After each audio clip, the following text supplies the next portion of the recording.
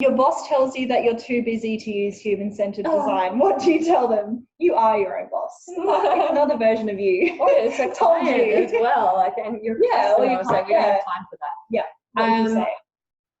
It's about saying, okay, well, if the scope is this and the schedule is this, let me massage the things that happen within that.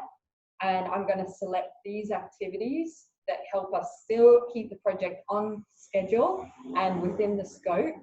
But I'm going to run these, because if we don't, it's going to be money wasted, time wasted, our resources. We're not going to change behavior. Your boss won't be happy. You won't be happy with me. It's not going to give off a good impression of our team. We're not going to demonstrate our value. Is that with this, I present this to you, boss, to make an informed decision, and it's over to you if you want to support me applying human-centered design or not. What do you do? What? And leave it to them.